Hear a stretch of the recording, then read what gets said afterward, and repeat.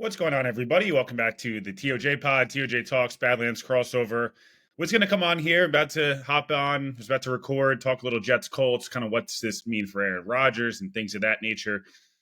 Joe Douglas has just been fired. I guess not totally surprising. He's being let go, and the timing during the bye week, if they were going to do it, now was the time. But just want to kind of come on here, talk a little bit about that. The Joe Douglas era is officially over. Robert Saleh and Joe Douglas, their eras as Jets coach and GM are obviously now over. We're trending towards probably, obviously we kind of knew this reboot at head coach and GM, potential president of football operations, maybe quarterback as well. We're in the cards. Going to talk just a little bit about what this means initially from my perspective for the roster going forward, for the GM and head coach search, and kind of just the Joe Douglas era and the reaction we're going to get going forward here. I can tell you already, you're going to see the entire national media, a lot of folks I'm friends with, a lot of colleagues, totally freak out and talk about how the Jets fucking suck and classic Jets, and Joe Douglas deserved better, and I respect everyone's opinion wholeheartedly. I really do. Joe Douglas probably should have gotten fired a year ago. Robert Saleh probably should have gotten fired a year ago. They both didn't get fired because the organization as a whole looked at the 2023 season as a wash.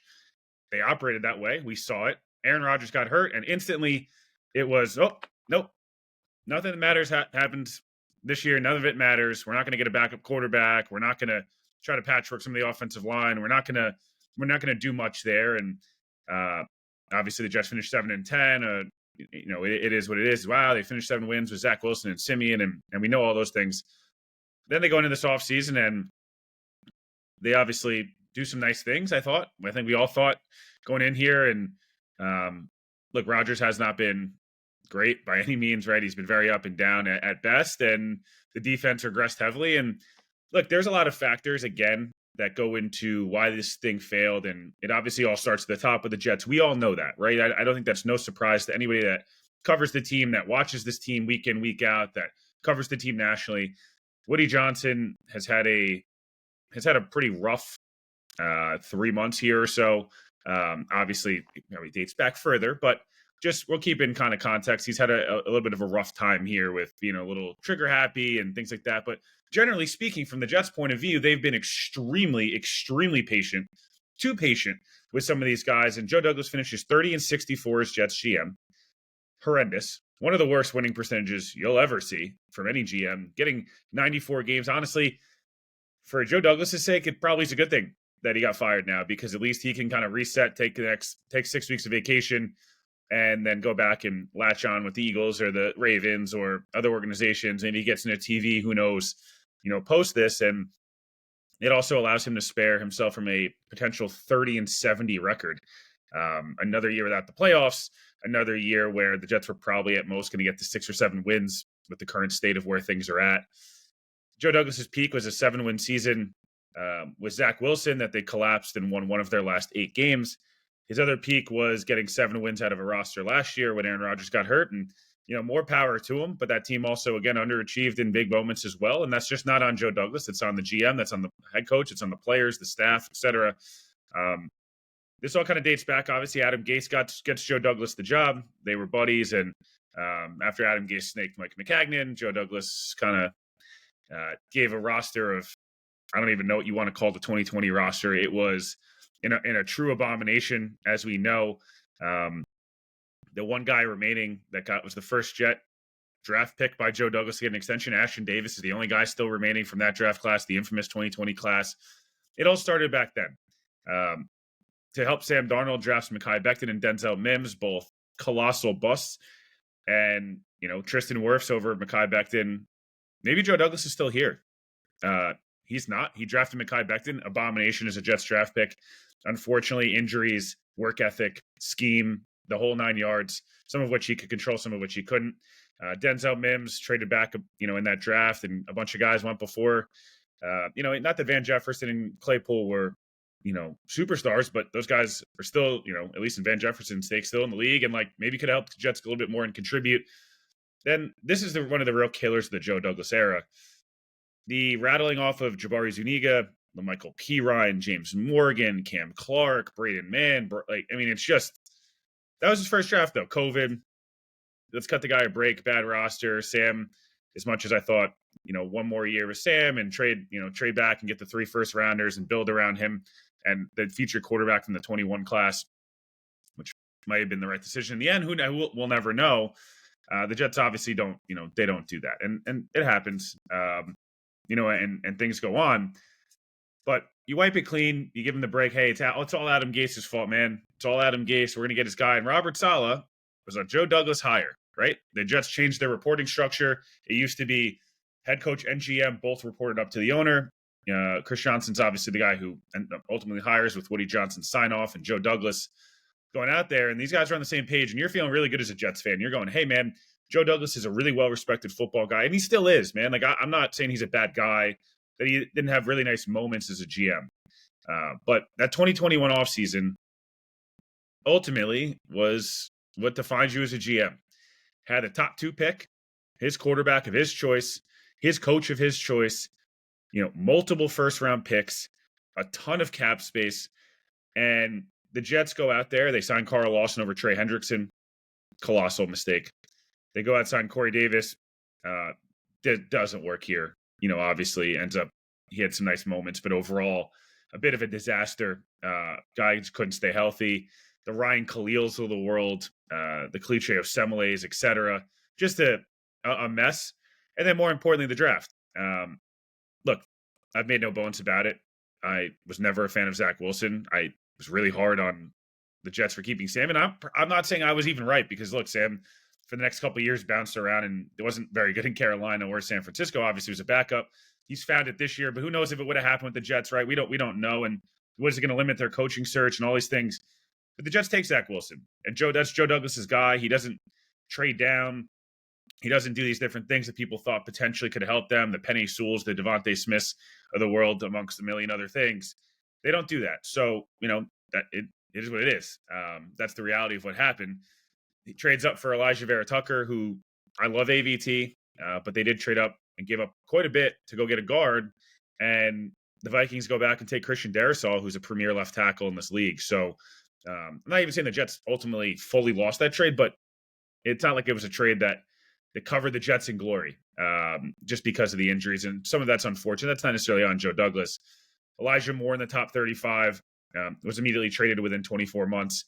It was a blue chip guy for them in terms of character, and character ended up being a huge issue.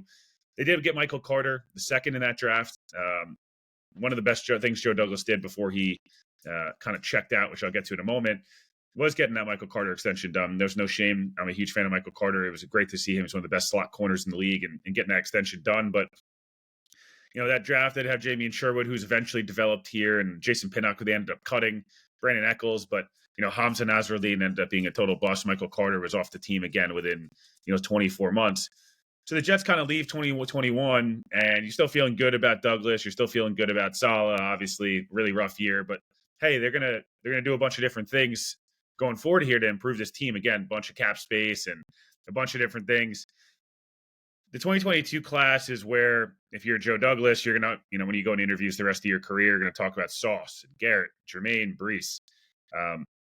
Those picks were awesome, and the Rucker pick, we'll see. It's a fun story, but obviously it's been pretty up and down. Brings in a Tyler Conklin, good signing. Brings in a DJ Reed, really good signing. And those things you're excited about, man, right? Like the scrap heap guys, whether it's Saleh or Douglas, whatever it is. The JFM extension and find in 2021, really nice work from Joe Douglas. The Bryce Huff finding, which wasn't really theirs, but regardless, they find Bryce Huff as a UDFA, and that's really exciting stuff. And you're going through, and you're like, hey man, like Carter, Sauce, and Reed, and Quincy Williams is a waiver wire pickup, and they get the Quinn extension done. Like there is some really nice things that Joe Douglas and company and Robert Saleh did to help build this defense. And that draft class, those first 4 guys specifically, awesome, man. Like you're really excited. Offensively, you're still like, what's going on here? Like the offensive line's a disaster, and the Dwayne Brown stuff, and AVT obviously getting banged up left and right. They had the right idea, I guess, with the Max Mitchells and things of the world, but just not.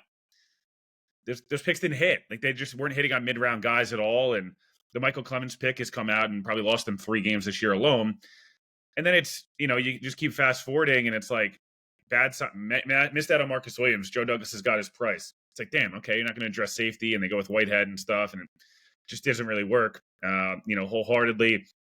There's the receiver position where it's a hodgepodge of different names, left and right. It was just like, oh my God, they're one Garrett Wilson injury away from being so late at the position. Couldn't get the Debo trade done. Couldn't get the Tyreek Hill trade done. And again, I'm not even saying that they should have in hindsight, but it was like they're just first loser on all these different guys. And again, they mixed out on these big time free agents.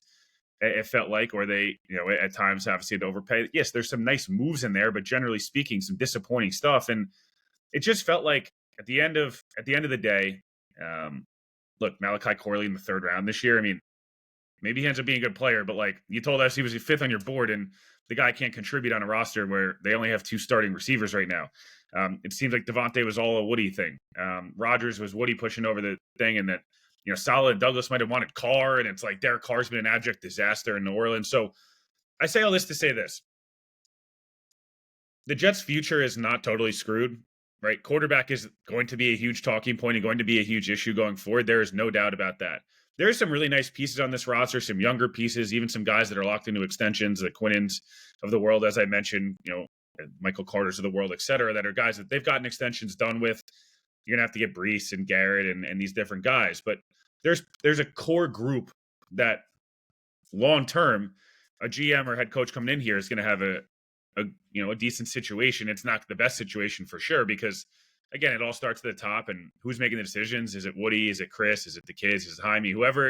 Is it all a combination of them? Is it a president of football operations? Is it a search firm? What is it going to be? We'll see. But I guess my frustration and kind of walking through that timeline is just like the Jets missed desperately bad at left tackle, killed them. Desperately bad. One of the worst draft picks you'll ever see in Zach Wilson. And they went for the Hail Mary with Rodgers, and unfortunately, he tore his Achilles, and it's never really been the same. And it's really unfortunate. And again, it's not all on Joe Douglas, but and yes, Woody meddles too much. And again, all these things are true. Like, it's not – the Jets are not perfect by any means.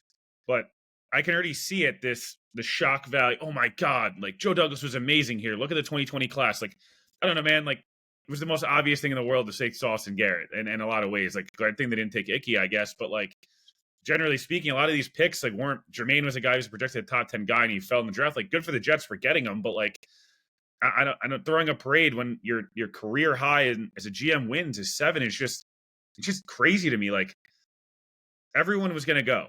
Joe Douglas has been checked out since last offseason. Like, publicly and privately, it seemed like he's been checked out for a while. They've been running a shell company. They lose Chad Alexander, who's doing a good job out in LA. Rex Hogan, yeah, they let him go, and good for them. But, like, they don't replace them. They don't spend a ton of money on their analytics staff. They don't build out this great scouting staff in terms of, like, a ton of bodies. It's just like guys who've been here for a long time, and, different positions they're not filling, and promoting guys just to promote them to a position because they didn't hire externally. And yeah, Woody might have, hey, we're not going to have a big budget because I've been paying $300+ million in cash a year for these rosters that aren't working. If you miss on quarterback, you miss on left tackle, and you ultimately miss on the coach as a GM, and you had 3 quarterbacks, which you missed on technically 3 times, it's going to look like, right? Sam was inherited, but like they didn't make Sam's job and make him any better.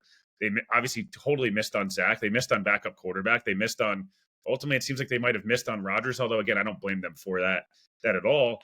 But it's a compounding issue of mistakes. And then this offseason, when it seems like you might be checked out, you spend a bunch of money on Tyron Smith and Mike Williams. And like, yeah, I think we all at the time were like, oh, low risk, high upside for sure. But like, you go in and go trade a premium draft pick for Hassan Reddick, who needs a new contract, and you let go Bryce Huff, who's a homegrown guy. Bryce Huff and JFM, who were 2 of your best fucking moves of your entire regime as a GM, and you don't do shit about it. And you let those guys walk. You let Quentin Jefferson, one of your best signings, walk. You let Sheldon Rankins walk the year before, who was a really good player for you. You gut the entire defensive line, and you gut some of the depth on this team. And it's like, yeah, everyone can blame Rodgers all they want. At the end of the day, like, Joe Douglas is still making some of these decisions. You can blame Woody all you want. Like, Joe Douglas is not innocent here. And again, good football guy, good man. Like, I'm not taking anything away from him. He's going to get another job in 2 seconds. He will be an assistant GM, director of player personnel, or, a high-level consultant in a John Dorsey type role at the Lions in 3 seconds. I'm telling you, he'll be okay. He's made millions of dollars here. You got almost 100 games. Again, one of the worst records, I believe, worst winning percentage than McCagnon and these other folks and Idzik and these guys. Like, end of the day, it was a failure here. It's unfortunate. It sucks because Joe Douglas was a guy who's highly regarded, highly recommended, the Baltimore Philly background, the whole thing. But I can't say any more clearly enough. Like, try to ignore that. Yeah, should the Jets maybe have waited 6 weeks? Sure, man. Like, they could have waited 6 weeks, let the contract run out. Woody's probably fed up, man. They're 3-8. Like, I'm sure he's pissed. I'm like, I've spent hundreds of millions of dollars and like nothing's working. He's just taking his anger out. Not saying that's the right thing, but by the way, at all. I'm just telling you that's probably the reasoning. And 30-64, missed on quarterback multiple times, missed on left tackle, missed on pretty much all of your mid-round picks outside of Michael Carter, missed on most of your free agent signings outside of Simpson, Conklin, and Reed. I can't think of, I'm not sure, I'm missing, sure, someone, but like missing, you didn't really hit on many guys at all. Like, yeah, they've had some nice moves, but overall, and you missed on the coach. And it is what it is. The Jets will be rebooting in 2025 or this offseason. They've got a pretty solid roster in place for someone that wants to come in, but they're going to need likely either a new quarterback this upcoming year, or someone's drafting one, and Rodgers, or it's a brand new Tyrod and a rookie and whatever. I don't know the answer at quarterback, but hopefully the Jets get this thing right, take the proper procedures, and Joe and Connor and Paul will be on later today. Appreciate everybody for listening. There's just an initial 17 minutes on this regime and kind of what just went down here. Appreciate everybody for listening.